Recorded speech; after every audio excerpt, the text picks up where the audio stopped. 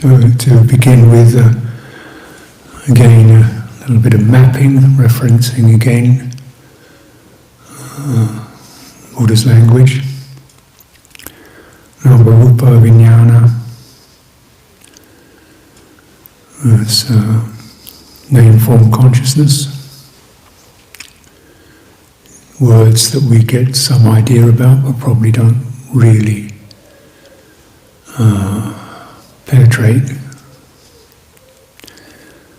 But to add some more to it, dependent arising, avijja paccaya sankhara, sankhara paccaya vijnana, vijnana paccaya namarupa, namarupa paccaya salayatana. Goes on, but end result, suffering. Beginning, avijja, ignorance. A lot of stuff in between. And it's saying with this, when there is ignorance present, not seeing or not knowing, lack of realization, not being in touch with, handling it wrongly,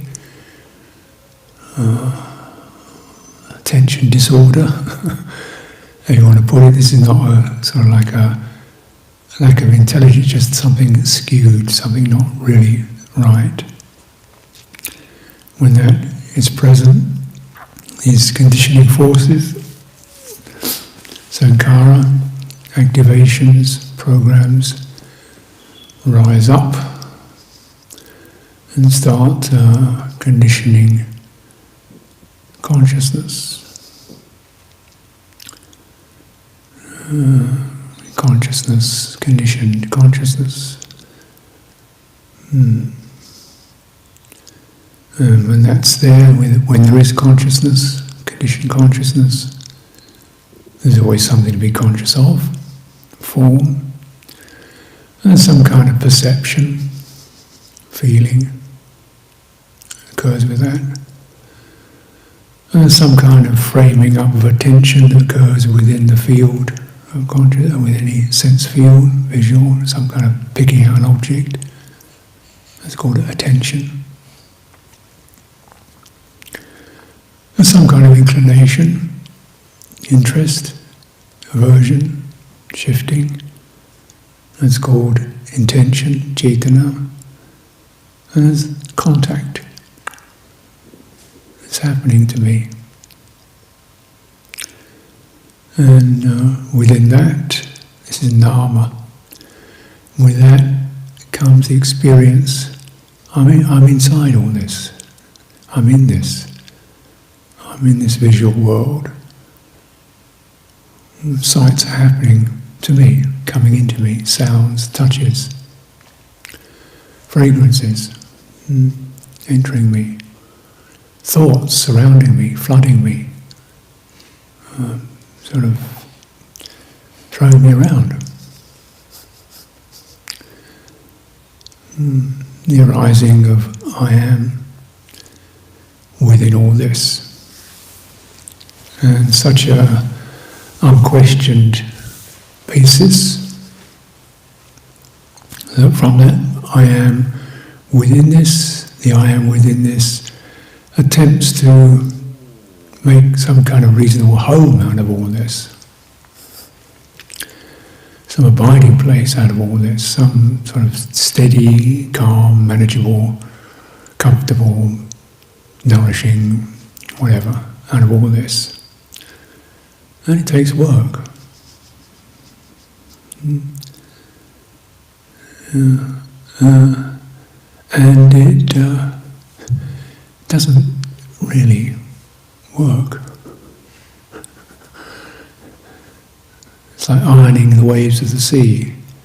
It's like sweeping the sand on the beach. It's like mopping the floor that you're standing on. There's always the bit that doesn't quite get tidied, right, settled. And there's a lot of activity, busyness going on. I get very busy. So I'm exhausted. And I feel despondent. And I get a great idea. Yeah, I'll do it this way. And this goes on.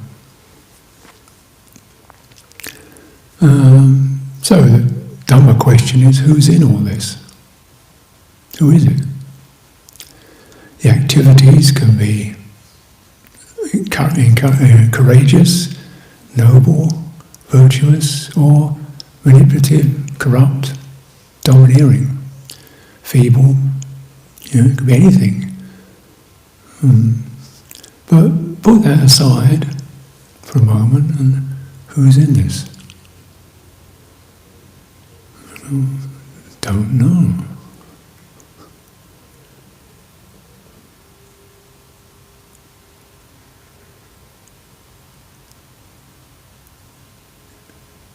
Ignorance, don't know, is in all this.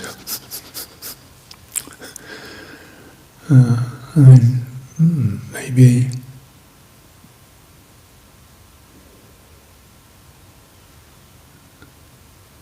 so we contemplate the misfit,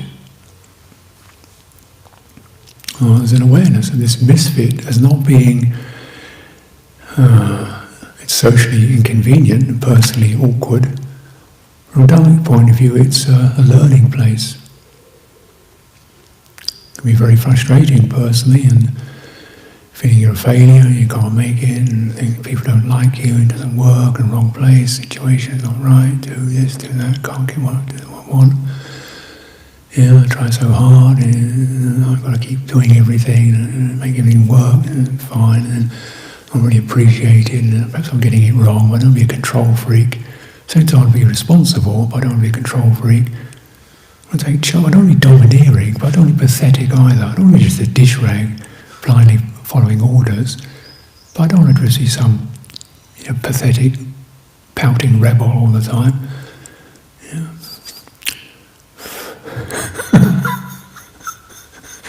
If I could learn all the rules, get all the codes, learn all the rules, I would fit. And then maybe try very hard, get all the rules in. She doesn't fit, how come she's getting away with it? We don't want that kind here. So still, somebody's going to get up my nose, something's going to wrinkle, something's going to agitate and ring up dukkha. We get down to just that realization, I don't fit, or something doesn't fit. And then maybe that just could be rested in.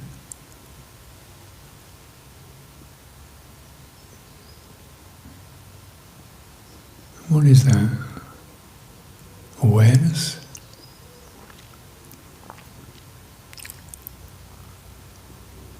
Intelligent, sensing, sensitive?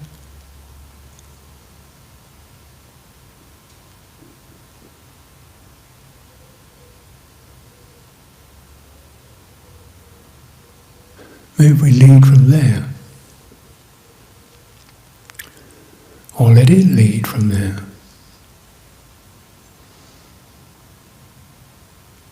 What feels in tune. Stability, calming, that feels right. Just steadying in that. Gladdening.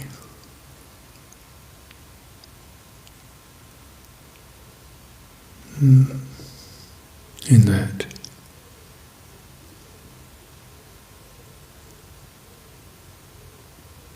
Opening within that.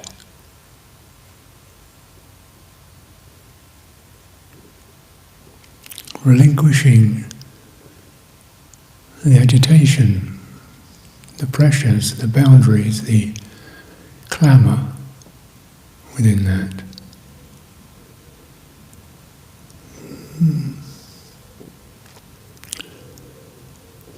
Practice.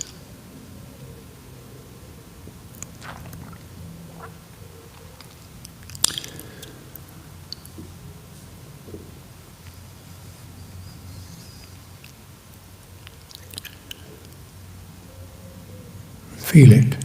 Feel your way.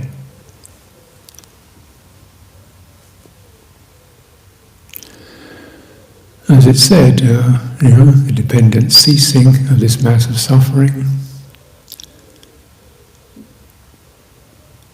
a cease of viraga, relinquishment or dispassion, with no hanging on. Dispassion.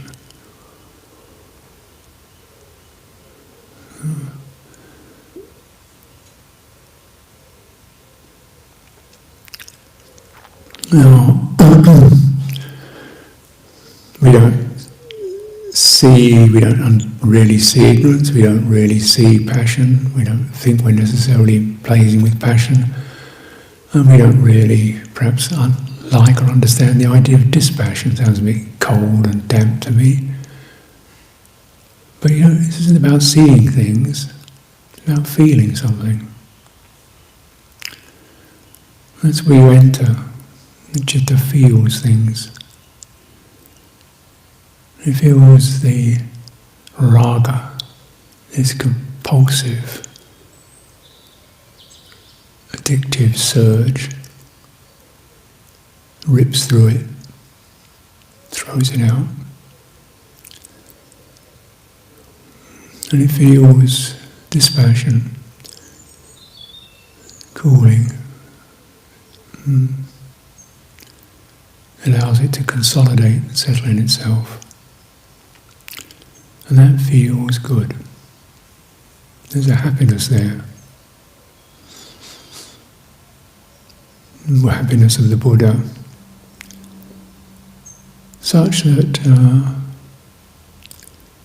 cultivated, the rapture and pleasure of that suffuses, saturates the entire body. It becomes a basis for deliverance. Standing on this, it said, one can bring around the destruction of these outflows, these asavas, these compulsive trends. Standing on this.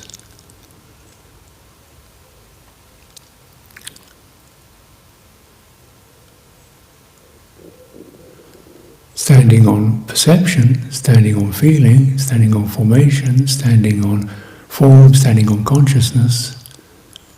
No. Standing on that setup. No. Standing on disengagement, on dispassion, ending suffering. It's taking a stand. Standing on consciousness means we accept the message of that's out there, I'm in here, as the norm, the basis, the actual truth. No, wait a minute, check it out. These are very foundation structural teachings, the structure of experience.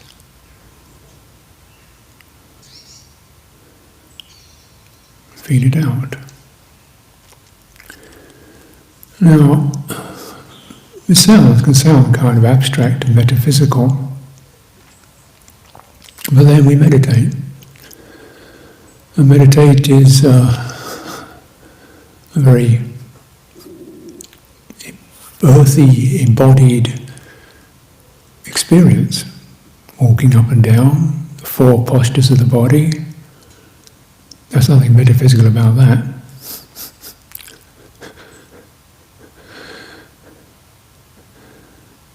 Very earthy. Breathing in and out. Nothing abstract about that. The most constantly intimate experience that we have as a constant. It's never going to go away until it's all over.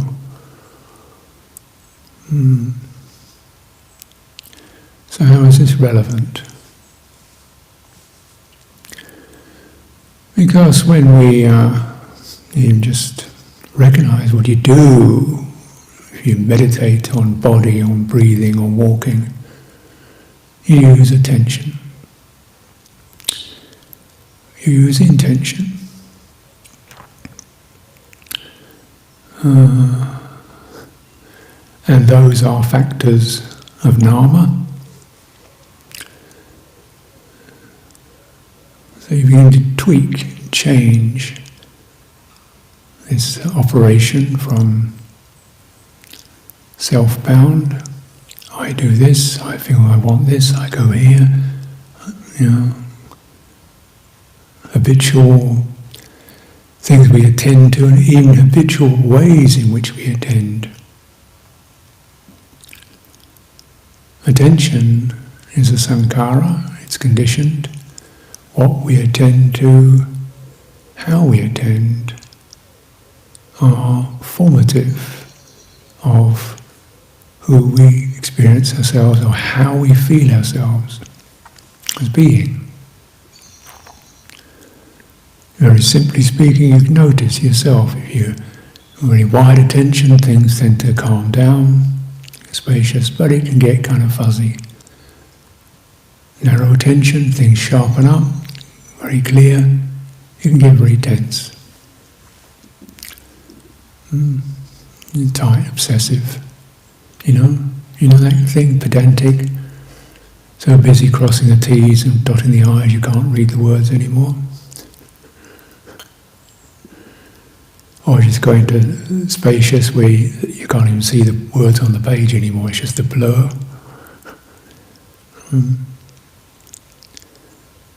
And we may shift, it gets uncomfortable, I get very spacious and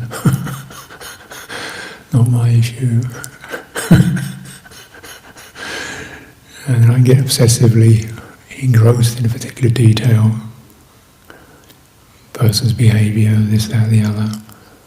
Yes, who's doing this? Intention is doing this. Some kind of directive, seeded, not necessarily wished for, but almost grown in there. Sankhara, conditioned. And when you look at human life, it's pretty obvious, isn't it? We're conditioned to be focused on points and getting it right and adding it up and making conclusions as quickly as possible. We are literate, dealing with symbols and concepts. You look at a word and you rush to the end of it. I scurry along the page, adding it all up, conclusion, thought, point. You don't just contemplate the beauty of a page, you get in there and are scurrying along, interpreting.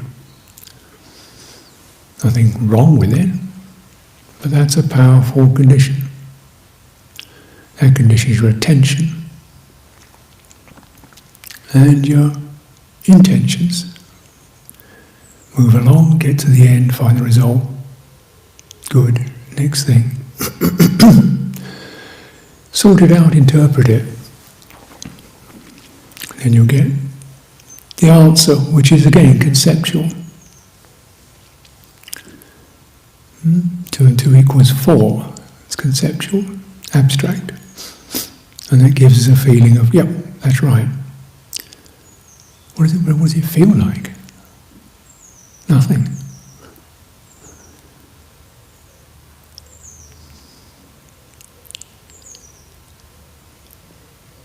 The reality is felt. So we can certainly wrap some ideas around it and move it around, but primarily the primary experience of contact is felt, touched. And then the signals rise. What am I going to do about it? So this profoundly affects, and this act of meditative attention, mindfulness, is a training in that. And while we are very traditionally, absolutely straight down the centre, mindful of naturally occurring phenomena. Bodies, nature, Dhamma, movement of thought rather than the detail of thought. So even abstractions, we're aware of them as they're arising and passing, that's their nature. We're aware of natural phenomena because they massage our attention. Hold it too tight, doesn't work, you get tense. Don't hold it tight enough, too loose, it flies away like the bird. So when you're with something that's so moving, like breathing or walking, your mindfulness, you have to be mindful of the changing, flowing qualities. And that means your attention is supple, receptive, interested to be with that.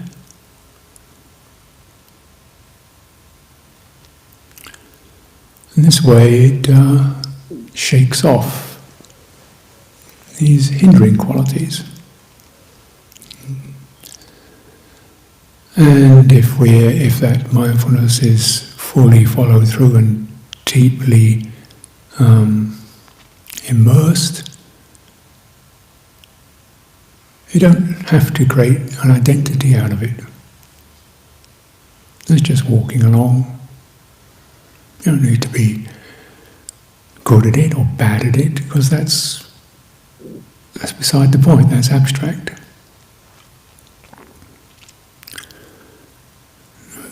Feeling flows of sensations, energies, wavering of the mind, mindful of that. Doesn't have to break off into a separate person. We're unifying experience rather than being in it or trying to be in some other place. Some other loka to be in. We're in this one, or within this one we're establishing sati. And two qualities that sati, several qualities that sati exhibits. One is it kind of forms a boundary, like all attention does. Attention forms a boundary. This boundary is just against what's not relevant. See, what's not relevant right now, I'll leave it outside. And that may be an ongoing topic, what is relevant now. But breathing in and out, walking up and down. And then within that, you're also receptive. So the outer, it's almost like a ring you place around, an experience. The outer edge of it is firm, the inner edge of it receptive, exploring, receiving. And it bears in mind, it sustains. See, that which can, as it says, one is mindful, one can remember things, teachings, assumes said and done long ago. You can retain, sustain. Sustaining quality. Because it does provide an orientation. Whereas the I am is always disoriented. It's always trying to find itself, make things work, set things up around it. Mindfulness in a way gradually replace the I am sense, because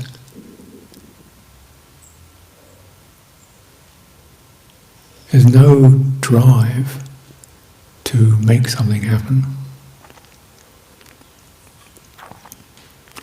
or stop things happening or become anything. It's purity. So disengaging from these programs, these self-programs.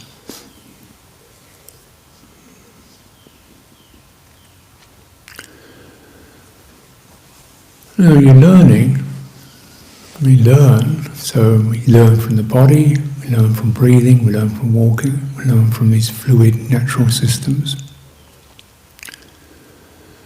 And of course, all of us got a very clear idea of what a body is. We see them every day.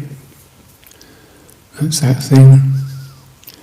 We probably have a notion of breathing is sort of your nose down to your lungs and out again. There's that. Well, that's an idea. Did you ask the body what it experiences? It doesn't experience that at all. The body in the body experiences things like solidity, pressure, warmth, movements, flows, energies, resonances, shimmerings, all this stuff, elemental properties.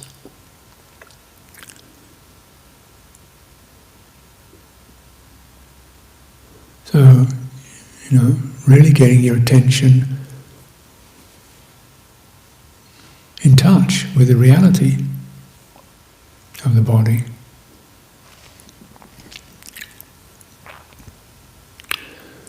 And how do you handle that? How is that handled?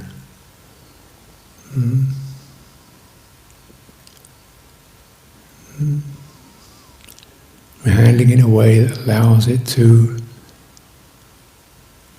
flow completely, harmoniously, and settle down. So we're not pushing it, we're not cramping it, we sort of step back in a way, disengaged, so it can take its own form. Now when you're practicing, you want to be aware also of the boundaries we sense around the body. Because this area of our experience, again, it's a fundamental assumption.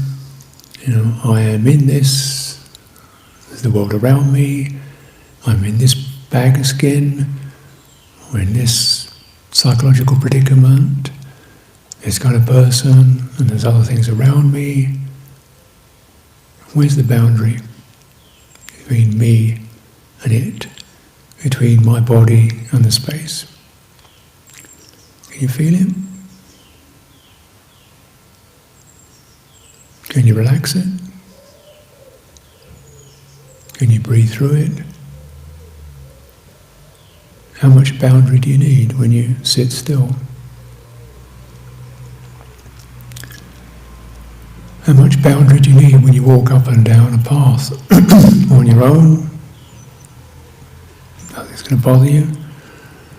How much boundary do you need? Perhaps it's a time when those boundaries could be acknowledged and don't need that, because if that stays, that's going to cramp your attention also. It's going to have a conditioning effect. You become the meditator in here, dealing with her or his stuff.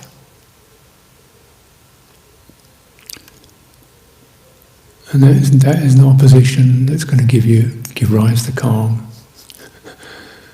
or release. That is the condition we want to be released from.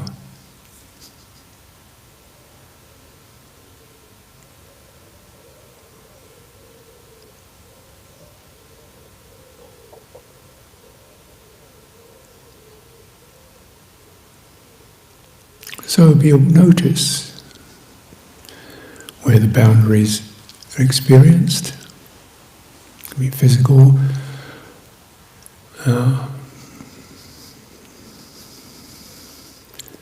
somatic, your energies are slightly held in or ragged. Of course, psychological. And what's needed in terms of calming, soothing, safety, goodwill, spaciousness.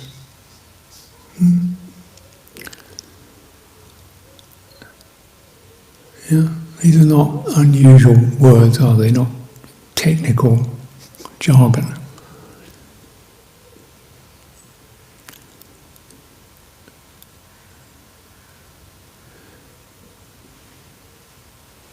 And bear in mind that we're all living apparently within some confined state, particularly in this COVID thing. Stuck in a room, stuck in a house, stuck in a monastery, day in, day out.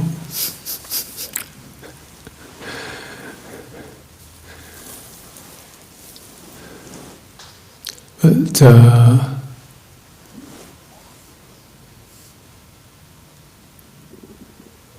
the spaciousness which is dependent upon circumstance, but which is always going to be limited, and there's a spaciousness that is intimate,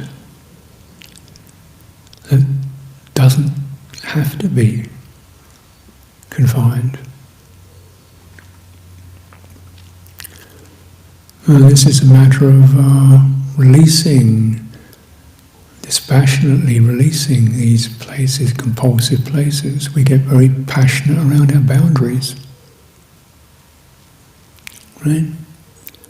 My time, my space, my territory, my position. And you get very, prickly and intense about all that. Feeling what other people think of me. Judged, excluded. A lot of intensity occurs around that. And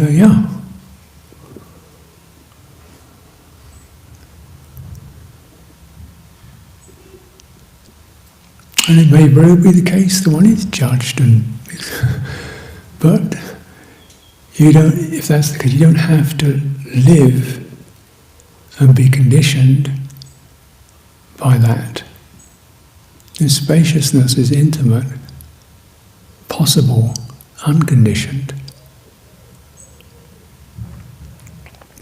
And it's through the mindfulness, dispassion, goodwill, this kind of collecting together these qualities, how we attend. We're not goal-oriented, we're not rushing to the end of the sentence, we're not narrow, we're not irresponsible. How we're intending, not going to make something happen, but just to bear with and keep noticing the places where things tighten up or loosen up, but there's walking. You can walk through those places where you feel yourself tightening up. You can breathe through those places where you feel yourself shaky. You can stand firm up within those places where you feel yourself flooded. And this is how we use the body to support the mind, citta, to change the conditioning of the citta, to shift the citta's conditioning to that which is in line with deliverance.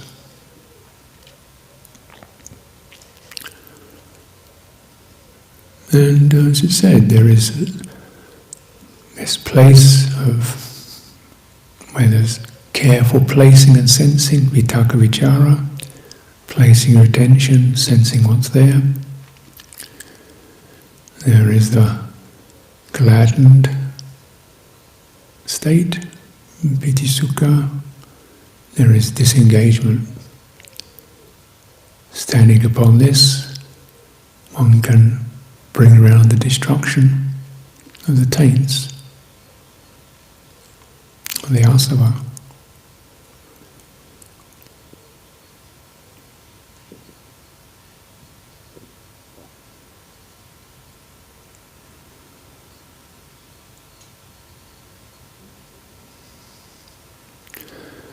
So, time for practice.